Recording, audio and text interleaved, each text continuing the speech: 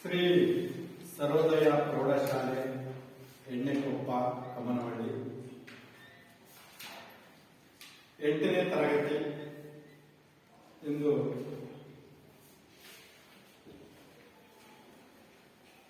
ವಾರ್ಷಿಕ ಪರೀಕ್ಷೆಯ ಮಾದರಿ ಪ್ರಶ್ನೆ ಪತ್ರಿಕೆಗಳನ್ನು ಪಾಠದ ಪ್ರಶ್ನೆಯುತ್ತರಗಳು ಎಲ್ಲ ಪಾಠಗಳಾಗಿರುತ್ತದೆ. ಅದಕ್ಕೆ ಪಾಠದ ಪ್ರಶ್ನೆ ಉತ್ತರಗಳನ್ನು ನೀವು ಹೇಳಬೇಕು. ಜೊತೆಗೆ ಇದು ಪರೀಕ್ಷೆಯ ಮಾದರಿ. ಹಾಗೆ ಎಲ್ಲ ವಿಷಯಗಳ ಜೊತೆಗೆ ಈ ದೈಹಿಕ ಶಿಕ್ಷಣವನ್ನು ಕೂಡ ನೀವು ಉತ್ತಮ ರೀತಿಯಲ್ಲಿ ವಾರ್ಷಿಕ ಪರೀಕ್ಷೆಯನ್ನ ಬರೀಬೇಕು. ಆ ಕಾರಣದಿಂದ ಇದು ಪ್ರಶ್ನೆ ಪತ್ರಿಕೆಯನ್ನ ನೀವು ಹೇಳಬೇಕು. ನಾನು ಮುಂದೆ ಪ್ರಶ್ನೆಗಳನ್ನ ಕೇಳ್ತಾ ಹೋಗ್ತೇನೆ. ನೀವು ಮಕ್ಕಳ ಕೈಯನ್ನ ಎತ್ತಿ ಹೇಳಬೇಕು. ನಾನು ಯಾರು ಕೇಳ್ತೀನೋ ಅವರು ಉತ್ತರವನ್ನ ಹೇಳಬೇಕು. ಇಂದು ಮೊದಲನೇದಾಗಿ ರಾಷ್ಟ್ರಗೀತೆ ಬರೆದವರು ಯಾರು? ನೀವು ಲಾಸ್ಟ್ ರವೀಂದ್ರನಾಥ್ ಟಾಗೋರ್. ರವೀಂದ್ರನಾಥ್ ಟಾಗೋರ್. ಯಾರು? ರವೀಂದ್ರನಾಥ್ ಟಾಗೋರ್. ರಾಷ್ಟ್ರಗೀತೆ ಬರೆದವರು ರವೀಂದ್ರನಾಥ್ ಟಾಗೋರ್. ಈಗ ಈ ಕಡೆ ಕೇಳ್ತೀನಿ. ನಾಡಗೀತೆ ಬರೆದವರು ಯಾರು? ರಾಷ್ಟ್ರಕವಿ ಕುವೆಂಪು. ರಾಷ್ಟ್ರಕವಿ ಕುವೆಂಪು. ಗುಡ್. ನಾಡಗೀತೆ ಬರೆದವರು ಯಾರಪ್ಪ? ರಾಷ್ಟ್ರಕವಿ ಕುವೆಂಪು. ಹಾಗೆ ರೈತ ಗೀತೆ ಬರೆದವರು ಯಾರು? ರೈತ ಗೀತೆ ಬರೆದವರು ನೀನು.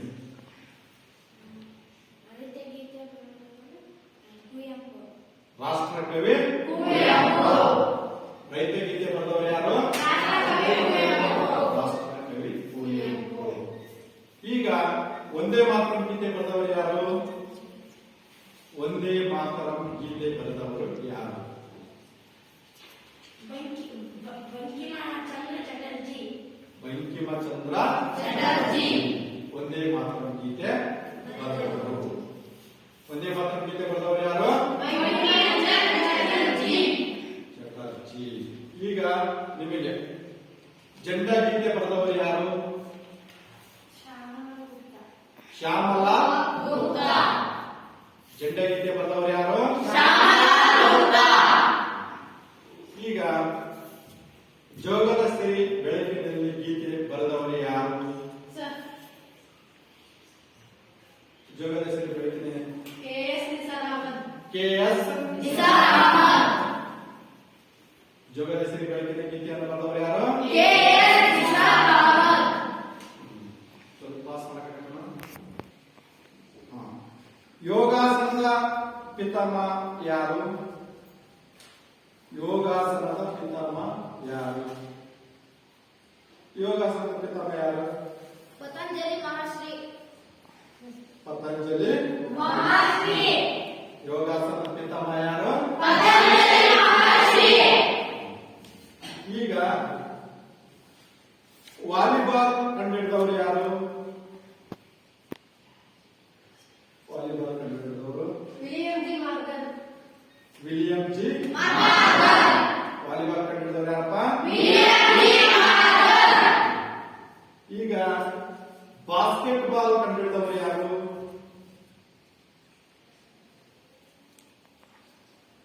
James Naismith. James Naismith. ಯಾರು ಬಾಸ್ಕೆಟ್ ಬಾಲ್ ಕಂಡುಹಿಡಿದವರು? James Naismith. William G Morgan ಮತ್ತು ಜೇಮ್ಸ್ ನೈಸ್ಮಿತ್ ಯಾವ ದೇಶದವರು ಇವರು? ಅಮೆರಿಕ ದೇಶದವರು. ವಾಲಿಬಾಲ್ ಎಷ್ಟರಲ್ಲಿ ಕಂಡುಹಿಡಿದ್ರು? ನಾನು ನಿಮ್ಗೆ ಕೇಳಿದ್ದು ಕೈ ಎತ್ತಿ ಹೇಳಬೇಕು. ಒಬ್ಬರು ಕೇಳಿದ್ಮೇಲೆ ಎಲ್ಲರೂ ಆಮೇಲೆ ಎಲ್ಲರೂ ಹೇಳಬೇಕು ಅಂತ ಹೇಳಿದ್ರು. ಯಾರು ಎಷ್ಟರಲ್ಲಿ? 1895. ಏನ್ ಕಂಡುಹಿಡಿದವರು? ವಾಲಿಬಾಲ್. ವಾಲಿಬಾಲ್ ಕಂಡುಹಿಡಿದವರು. ವಾಲಿಬಾಲ್ ಕಂಡುಹಿಡಿದವರು ವಿಲಿಯಂ ಜಿ ಮಾರ್ಗನ್. ಎಷ್ಟರಲ್ಲಿ? 1895.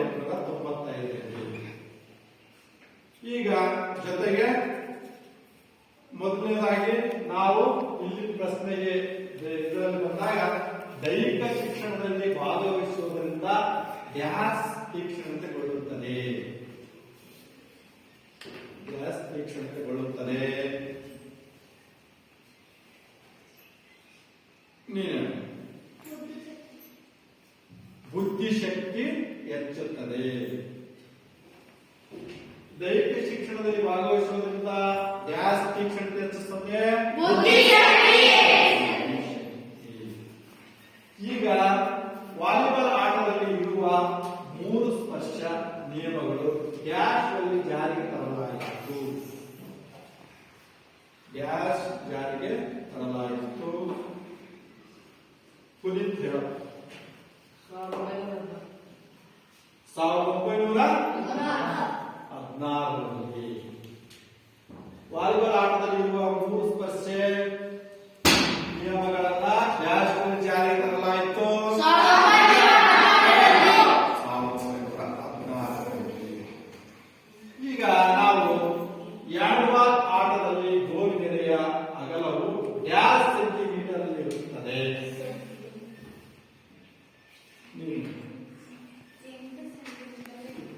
8 ಸೆಂಟಿಮೀಟರ್ ಇರುತ್ತದೆ.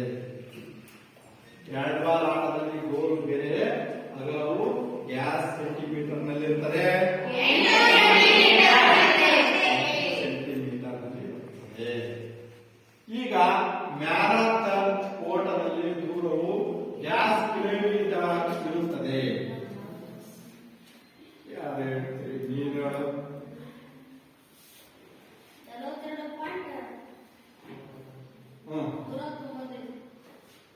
42.195 ಕಿಲೋಮೀಟರ್ ಇರುತ್ತದೆ.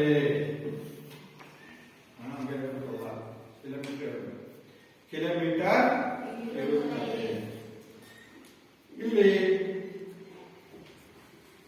ಮ್ಯಾರಥಾನ್ ಓಟದಲ್ಲಿ ದೂರವು ಡ್ಯಾಶ್ ಕಿಲೋಮೀಟರ್ ಇರುತ್ತದೆ.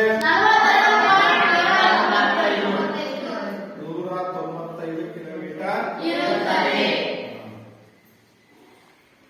ಇಲ್ಲಿ ಎತ್ತರ ಜಿಗಿತಗಾರರಿಗೆ ಪ್ರತಿ ಎತ್ತರದಲ್ಲಿ ಡ್ಯಾಶ್ ಪ್ರಯತ್ನಗಳನ್ನ ನೀಡಬೇಕು.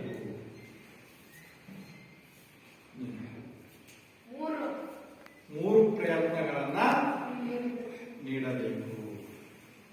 ಎಷ್ಟು ಪ್ರಯತ್ನಗಳನ್ನು ನೀಡಬೇಕು? ಯಾವ ಆಟಗಾರರಿಗೆ? 3 ಪ್ರಯತ್ನಗಳನ್ನ ನೀಡಬೇಕು. ಇಲ್ಲಿ ಅಷ್ಟಾಂಗ ಯೋಗದ ಕೊನೆಯ ಮೆಟ್ಟಿಲು ಯಾವುದು? ಅಷ್ಟಾಂಗ ಯೋಗದ ಕೊನೆಯ ಮೆಟ್ಟಿಲು ಯಾವುದು? ಸಮಾಧಿ. ಒಟ್ಟು ಎಷ್ಟು ಮೆಟ್ಟಿಲುಗಳಿವೆ? 4. ಎಷ್ಟು ಮೆಟ್ಟಿಲುಗಳಿವೆ? 8 ಮೆಟ್ಟಿಲುಗಳಿವೆ. ಎಷ್ಟು ಮೆಟ್ಟಿಲುಗಳಿವೆ? 8 ಎಷ್ಟು ಮೆಟ್ಟಿಲುಗಳಿವೆ?